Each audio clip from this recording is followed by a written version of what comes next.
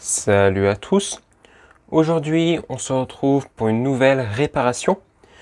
On m'a donné, il y a quelques temps maintenant, un projecteur LED à encore réparer. Là, ça doit bien faire le quatrième que je répare, dont deux en vidéo avec celle-ci. Alors, il me semblait intéressant de refaire une vidéo parce que la configuration du projecteur est assez différente. Il me semblait pertinent à ce sujet. Alors, pour tous ceux qui auraient suivi le live du 16 octobre, on a déjà en partie réparé ce projecteur.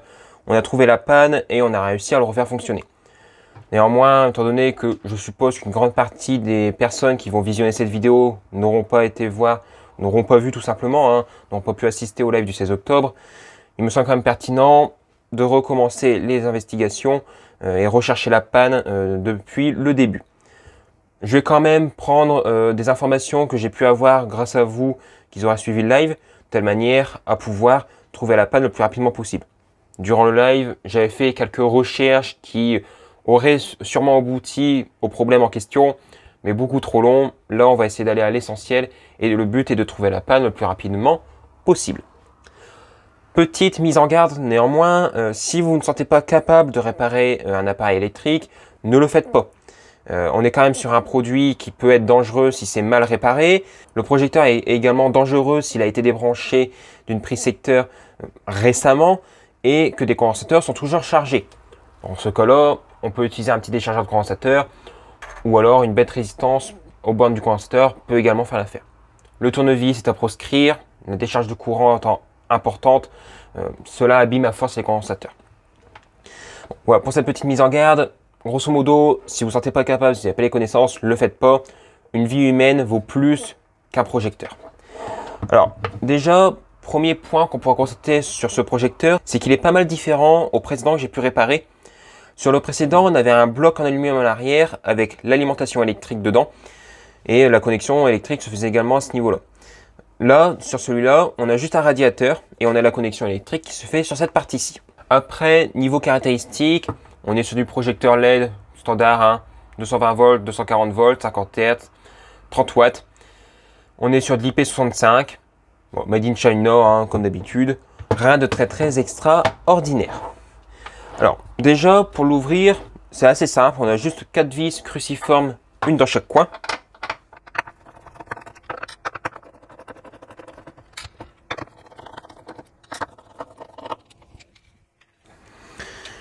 Une fois les vis retirées, on va pouvoir ouvrir le projecteur. Donc, on va retirer le capot avant.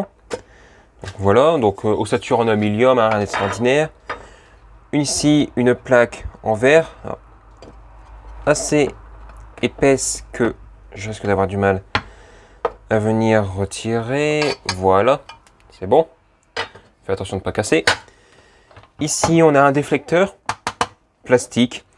Sur le présent projecteur, on avait quand même une tôle en métal, ce qui était mieux au passage. Et ici, on a un déflecteur ici. Alors, il n'est pas vissé, c'est parce que j'ai déjà démonté le circuit pour déjà trouver la panne durant le fameux live du 16 octobre. J'ai pas tout remonté intégralement. Donc ça, pour pouvoir tamiser un petit peu la lumière pour qu'elle soit un peu plus homogène. Et ici, voilà le circuit imprimé. Bon, déjà, sur le même circuit imprimé, on a à la fois les LED, l'alimentation, on a tout. Au moins, s'il y a un truc qui crame, si c'est les LED, on peut encore s'amuser à remplacer les LED. Si c'est l'alimentation, là, on est obligé de tout changer. Petit avis personnel sur ce genre de projecteur, je ne suis pas super fan du tout. Étant donné que les LED chauffent quand même relativement pas mal, la chaleur transmise des LED vont avoir un impact sur les composants aux alentours. S'ils sont judicieusement choisis, cela n'a pas trop d'impact, mais voilà, c'est du pas cher la plupart du temps. Mais une différence de caractéristique peut être présente entre les composants froids et les composants à température après plusieurs dizaines de minutes, voire quelques heures de fonctionnement du projecteur. Pour tous ceux qui s'y connaissent un petit peu en électronique, ils auraient déjà sûrement aperçu la panne, ou une partie de la panne en tout cas. Déjà, première chose qu'on peut constater là-dessus, c'est qu'on a ici 3 LED qui présentent des points noirs. Donc déjà, ces LED-là sont HS. C'est une certitude, il va falloir les remplacer. Après, sur le circuit en question, qu'est-ce qu'on va retrouver brièvement? On va voir ici toute la partie alimentation. Donc, on a les 2 fils d'alimentation, un fusible, un pont de diode. pas mal de résistance et de condensateurs. Ici, un circuit intégré, diode. Et ici, on va retrouver 3 étages d'alimentation. On pourra voir qu'on a à chaque fois 3 composants identiques dans tous les cas. Donc, on a ici les 3 étages d'alimentation. Ce qui semble également intéressant à préciser, c'est qu'on a visiblement 3 étages d'alimentation et 3 LED de grillé. Donc, une LED par étage d'alimentation. Donc, de ce fait, la totalité du projecteur ne peut plus fonctionner. Il est fort probable qu'en remplaçant ces 3 LED, on va venir réparer le projecteur dans son intégralité. Déjà, premier test qu'on peut faire ultra basique pour voir si c'est bien les LED qui sont grillés, bien les LED qui sont responsables de ce défaut, c'est de venir chanter les LED. Information qui a été soulignée en live, effectivement, des LED s'alimentent toujours en courant. En toute logique, si le circuit est bien conçu et tout est bien fait, le fait de chanter une LED ne va pas faire griller le projecteur, ne va pas suralimenter les autres LED, car le courant dans chaque LED sera toujours identique. C'est la tension aux bornes de l'étage d'alimentation qui sera différente. Donc la première étape va tout simplement être de venir positionner des petits ponts sur les 3 LED de grillé. Je fais ça en timelapse et on se retrouve après pour voir si c'était bien ça le problème.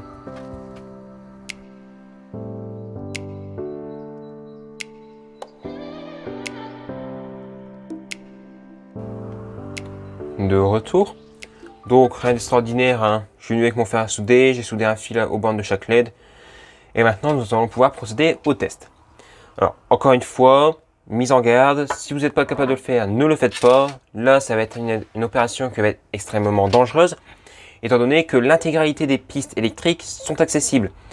Si vous venez mettre votre doigt au mauvais endroit, principalement sur cette partie-ci, il y a de très gros risques d'électrisation, voire dans le pire des cas, d'électrocution. On va donc brancher le projecteur et nous allons voir s'il fonctionne ou pas. Instant de vérité dans quelques secondes. Et bien le projecteur semble fonctionner. Alors, vous à la caméra, peut-être que vous n'allez pas voir grand chose. Si je vous mets comme ça, on voit que les LED fonctionnent en tout cas. Le scintillement dû à l'étage d'alimentation fait qu'on ne voit pas toutes les LED s'allumer en même temps. Mais ne vous inquiétez pas, j'ai pu vérifier, l'intégralité des LED fonctionne, il n'y a pas de problème sur ce point-ci. Le scintillement également n'est pas perceptible à l'œil humain. La caméra dans ce cas-ci le voit et pas qu'un peu. Donc étant donné qu'on a pu déterminer que c'était bien ces 3 LED défectueuses, nous allons maintenant pouvoir les remplacer. Et pour les remplacer, je vais faire ça 100% gratuitement, car après quelques investigations, avec une simple pince ampère-métrique qui fait également multimètre, j'ai pu déterminer que une ampoule LED de 10 watts que vous avez chez vous permettra de remplacer ce projecteur. Alors, dans ce cas-ci, nous n'avons pas la même température de couleur entre les LED. Ce ne sera pas un problème. Ce n'est pas 3 LED qui vont avoir une température de couleur plus chaude qui va vraiment être dérangeant dans ce cas-ci. Pour vérifier les informations, voir si c'est vraiment compatible, c'est très simple. J'ai dans un premier temps mesuré le courant qui passait dans les boucles. Je varie entre 90 mA et 60 mA. Ça dépend des boucles, sûrement parce qu'on n'a pas vraiment le même genre de LED en série. Après, chose très étrange que j'ai pu constater sur ce projecteur, c'est que le nombre de LED n'est pas de 30 et bien plus important. Je ne sais pas comment ils ont géré ça en interne au niveau des étages d'alimentation, mais c'est très étrange de la manière que tout cela a été conçu. Dans un second temps, j'ai également vérifié la tension d'alimentation aux bornes des LED. Donc pour cela, très simple, je suis venu me mettre sur la LED qui était en série juste avant ou juste après celle qui était cramée. Et j'ai pu constater une tension d'alimentation qui variait entre 8 et 9 volts. Ce qui est parfait, car les LED présentes sur cette ampoule, sur cette platine d'ampoule, s'alimentent sous 9 volts. Donc c'est parfait. Opération réparation qui va coûter 0 €. Juste un petit peu de temps d'investigation, également un petit peu d'étain pour venir remplacer ces LED en question. Encore une fois, je vous propose de faire tout ça en timelapse et on se retrouve une fois le projecteur réparé.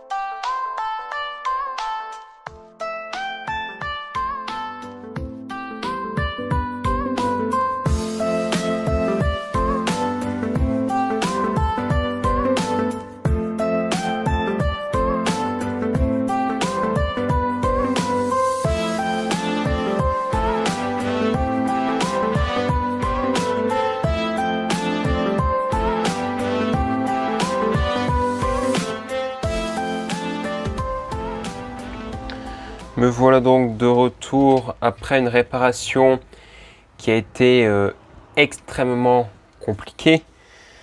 J'avouerai que je n'ai jamais fait vraiment de CMS de ma vie. C'est la première fois que je faisais un truc de ce type-là. Donc aussi bien pour pouvoir dessouder les LED, j'ai compris un peu la technique qu'il fallait. En tout cas cette platine-ci. Platine-là, on chauffe bien derrière, ça s'en va toute seule avec une pince. Là, c'est pas les meilleures pinces au monde que j'ai. J'en ai recommandé des autres sur AliExpress qui devraient arriver incessamment sous peu. Qui devraient déjà être beaucoup plus faciles pour pouvoir choper les LED. Et en plus, elles sont isolées, donc là, moins de risque de se brûler parce qu'avec celle-là, bah, ça peut conduire à la chaleur. Soit. Après, pour retirer les LED sur le circuit, ici, je l'ai fait au fer à souder finalement. De toute façon, elles étaient HS, donc si je les broyais, c'était rien. Et au final, je les ai toutes broyées. Donc, c'est pas problématique. Par contre, pour ressouder, j'ai essayé différentes techniques, j'ai fait à peu près tout n'importe quoi. Mais c'est pas top. Honnêtement, les LED sont pas bien plaquées, ça fait des bourrelets. Peut-être qu'il faudrait que je règle mieux mon pistolet à air chaud. Peut-être qu'il faudrait que je mette moins chaud ou plus chaud. Je sais pas exactement. Là, je sais que j'étais à peu près à 420 degrés sur le pistolet à air chaud. Ça a fonctionné avec une vitesse à peu près à moitié. Vitesse de la ventilation. Honnêtement, si jamais vous avez des conseils, n'hésitez pas à les donner en commentaire, ça serait fort utile. Parce que le CMS, je pense que la meilleure solution dans l'histoire serait d'essayer de trouver une plaque chauffante carrément pour pouvoir poser tous les circuits de ce type-là. Le problème, c'est que les circuits en aluminium, donc ça dissipe excessivement la chaleur. Donc j'essaie de trouver une petite plaque chauffante ou alors faire un truc moi-même, il faudrait que je bricole un truc. De manière à pouvoir poser ces PCB là dessus, les mettre à température, les faire chauffer, que tout soit uniforme, retirer les LED et les reposer des nouvelles tranquillement, sans prise de tête. Bon. Voilà. De toute façon, il faudra que j'essaie d'investiguer un peu plus la chose, que je me renseigne davantage dessus. Sinon, on va quand même faire le test. J'ai pas encore branché le projecteur, donc il y a une chance sur deux pour que ça foire, on va dire. Instant de vérité, je me cache. Bon ben, ça fonctionne. Le projecteur est donc réparé. Vous avez peut-être même pas vu la différence à l'œil. J'avouerai que même moi, la température de couleur des LED qui est différente, ça se voit même pas. En même temps, il faut dire qu'il y a tellement de LED d'une température de couleur beaucoup plus blanche à côté que c'est pas pour 3 LED avec un peu plus chaud, ça va faire beaucoup de différence. Donc réparation faite, c'est un bon point. Un projecteur encore de sauvé. Pour le remontage, bon, je vous le fais hors caméra, mais on a ce genre de clips à venir positionner tout autour. C'est des trucs en plastique qui viennent maintenir le PCB.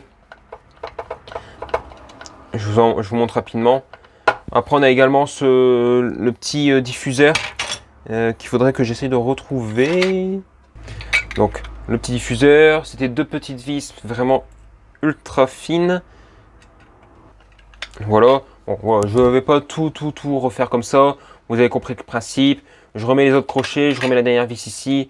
Je remets le déflecteur, la vitre, le tout. Et le projecteur sera remonté. Projecteur remonté.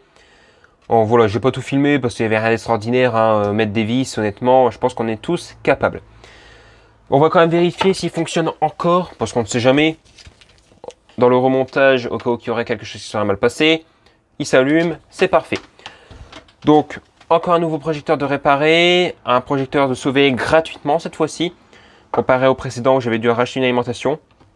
Donc, c'est tant mieux, c'est tout bénef, aussi bien pour moi que la personne en question qui m'a demandé de réparer son projecteur. La personne en question a encore 3 autres projecteurs à me redonner, 3 identiques, et je crois que c'est les mêmes que les premiers que j'avais réparés. Je pense pas faire de vidéo à ce sujet, hormis si c'est une panne vraiment spécifique qui mérite une vidéo. Mais les 3 symptômes étaient identiques, les 3 projecteurs clignotaient, donc je pense pas que je referai de nouvelles vidéos sur des projecteurs LED à réparer, hormis si cela vaut le coup. Bon, si jamais vous avez des suggestions, des améliorations de la manière que j'ai procédé pour réparer ce projecteur, n'hésitez pas à les mettre en commentaire. C'est toujours bon à savoir et ça pourra également potentiellement aider d'autres personnes qui voudraient également réparer le leur. Si vous avez des questions sur cette réparation, n'hésitez pas à les poser en commentaire de la vidéo. J'essaierai de vous mettre quelques liens, principalement concernant ce que j'ai pu utiliser, mon fer à souder, mon pistolet à air chaud, et également potentiellement des LED de rechange, des LED comme ça, CMS en 9 volts. Je vais essayer de vous trouver ça sur AliExpress en version 100 mAh. Je vais trouver ça rapidement. Comme ça, vous aurez tout le nécessaire pour pouvoir réparer votre projecteur. Si jamais cette vidéo vous a plu, n'hésitez pas à la partager, à la commenter et à mettre un petit like. Ça aide énormément au référencement des vidéos ainsi que la chaîne. Et si cela n'est pas déjà fait, vous pouvez vous abonner avec le bouton qui va apparaître à l'écran. Cela m'aide énormément. Et moi je vous dis salut à tous et à la fois prochaine.